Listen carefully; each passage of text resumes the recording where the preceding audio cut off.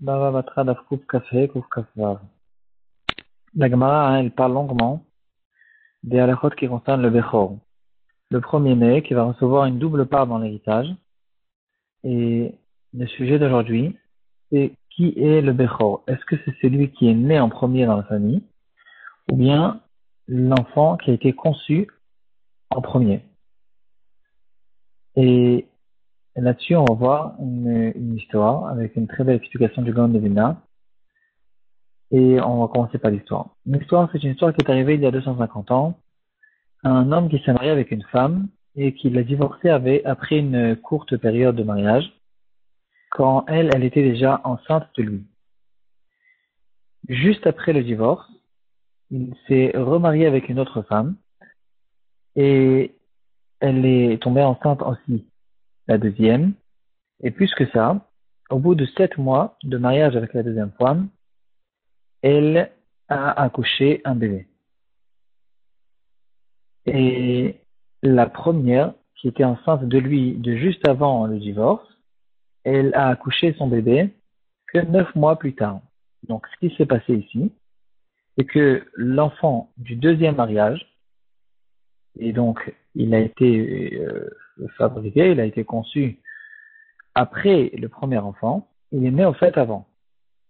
Et la question qui s'est posée, c'est qui est considéré le Bechor entre ces deux enfants? Est-ce que c'est l'enfant de la première ou l'enfant de la deuxième? Sachant que l'enfant de la deuxième, il est né plus tard, malgré qu'il a été conçu. Pardon, l'enfant de la deuxième, il est né avant, alors qu'il a été conçu plus tard. La question est arrivée devant le Gaon de Vilna, et le Gaon de Vilna, il leur a dit, regardez, il y a là-dessus un passouk mefourash. Comment c'est possible, un passouk, sur ce cas bizarre? Il dit, regardez, ouvrez Parashat Kitete, Dvarim Kafalef Tetvav, la Torah, elle raconte l'histoire suivante. Kitiena leish tenashim, un homme qui avait deux femmes, Achat ahuva v'achat noa. L'une d'entre elles était aimée, la deuxième détestée, et il a eu des enfants. Il a eu un enfant de la première et l'enfant de la deuxième, de la femme aimée et de la femme détestée. Ve'aya aben abechor lasnia. Il dit aussi, vous faites attention à ce qui se passe dans ce passouk. C'est écrit que cette personne, il avait donc deux femmes, et que ces deux femmes ont accouché. La femme aimée et la femme détestée. Donc on voit qu'au fait, la femme aimée, c'est celle qui a accouché en premier. Parce que c'est écrit à Ova Vasnoa. Et quand même, la Torah juste après elle dit Vaya ben abechor lasnia. Et celui qui est considéré comme Bechor, c'est l'enfant qui appartient à la femme détestée. Donc ici on voit, on dirait qu'il y a une contradiction dans les psukim. Il nous dit le Gaon de Vilna, c'est exactement ce qui s'est passé. En fait, il y a la femme détestée, celle qui l'a divorcée, et que cette femme, elle l'a accouché au fait elle a accouché après. La femme aimée, donc la deuxième femme, celle qui s'est mariée en deuxième, c'est elle qui a accouché en premier. Et c'est pour ça que c'est écrit dans le pasuk Ve'aldulo banim ha'ahuva v'asnia. Mais quand même, le pasuk nous dit attention, le fils qui sera Bechor d'après la halakha, c'est le fils de la femme détestée. Pourquoi? Parce que c'est lui au fait qui a été conçu en premier. Et c'est pour ça que la Torah, tout de suite, elle continue, elle nous dit, Lo yuchal levaker et ben ha'ahuva al pnei ben asnoa Bechor. Il ne peut pas dire que c'est le Bechor sera le fils de la femme aimée, comme il a une tendance de dire, et de le faire devancer devant le fils de la femme détestée. Qu'il ne fasse pas ça. Et au fait, il n'y a aucun chidouche. Si c'est pas le Bechor, c'est pas le Bechor, pourquoi la Torah elle a besoin d'en parler? Il nous dit le Gaon de Vilna, puisque c'est ça le cas, lui, le père, il a intéressé de dire, le Bechor, c'est le fils de la deuxième. Pourquoi? C'est quoi son argument? Il faut qu'il y ait quand même un chidouche. Et il dit, c'est justement à cause du fait que le deuxième, il a été conçu, il est né en premier. Le fils de la deuxième, de la femme aimée, il est né en premier. Et donc, le père est intéressé de le devancer parce que c'est lui qui est né en premier. Son anniversaire, il est avant. Et quand même, la Torah nous dit que non, le Bechor, c'est celui qui a été conçu en premier. Et puisque dans ce cas-là, on sait clairement qu'au fait, celui qui est né en deuxième, c'est lui, au fait, qui a été fabriqué, qui a été fait qui a été conçu, que sa neshama elle est descendue plus tôt, et donc c'est lui qui sera le Bechor. Après le Gan de Vina, on retrouve ici un grand chidouche, que quand on a devant nous deux personnes, il est possible que l'un il est né avant et que son anniversaire il est plus tôt, et quand même il est considéré comme étant plus jeune.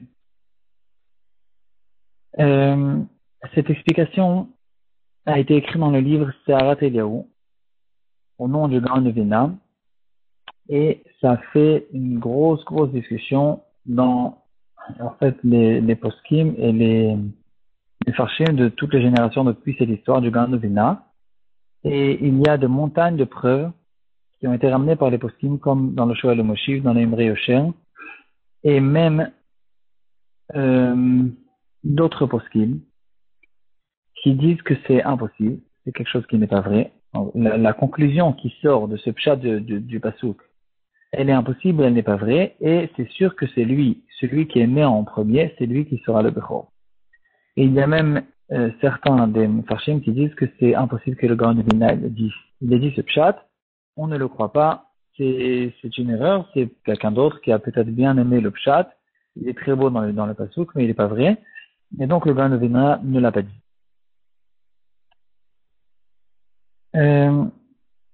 Une des preuves qui a été ramenée par les poskim, que c'est impossible de dire comme le Gan de Vina, comme ce qu'on a dit au nom du Gan de Vina, c'est un midrash qui ramène sur Yaakov et Esav. On sait tous qu'avant que Yaakov Avinu a acheté le droit d'aînesse, c'était Esav qui était le Bechor. Et les Chazal nous disent qu'au fait, celui qui a été conçu, Rashi, en fait, il ramène sur la Torah, que entre Yaakov et Esav, celui qui a été conçu en premier, c'était Yaakov. Et il ramène un exemple, c'est comme quelqu'un qui rentre deux billes dans un petit, comme un petit tunnel, un petit entonnoir, et qui est très, très fin. Alors, la première bille, la bille qui a été rentrée en premier, c'est elle qui va sortir en dernier. Et donc, ici, en fait, Rachid nous explique que c'est en fait Yaakov Avinu qui a été conçu en premier, et quand même, c'est Esav qui était le Bechor, parce que on ne fait pas attention à ça, on fait attention à celui qui est né en premier, et c'est Esav qui est né en premier, c'est pour ça que c'était lui le Bechor. Le Baal HaTurim sur la Torah nous dit clairement que le fait que Yaakov Avinu, c'est lui qui a été conçu en premier, ça lui a pas donné le droit d'aînesse, jusqu'à qu'il ait besoin de l'acheter. Ici, on a une preuve qui est une très belle preuve et très claire, comme quoi on voit que la Bechora, c'est lui qui mérite la Bechora, c'est celui qui est né en premier, et c'est que de cette donnée, c'est que de ça qu'on doit faire attention. D'accord. Peut-être on pourrait toujours repousser cette preuve, que ça c'était avant Matan Torah, et après que la Torah nous a été donnée, c'est justement pas le chidouche qui nous a été donné dans Parashat Kitté, comme nous explique le Gan de Vilna, mais quand même beaucoup de poskim, ils disent qu'il y a suffisamment de preuves pour qu'on repousse ce chidouche, et qu'on ne ramène pas, on ne peut pas trancher la halakha après une histoire, quand on dit quelque chose au nom du Gan de Vilna, même si le pshat dans les psukim il est très beau, et il y a quand même suffisamment de preuves pour qu'on tranche la halakha comme la Pashtout qui dit que celui qui est né en premier, c'est lui qui est le Bechor.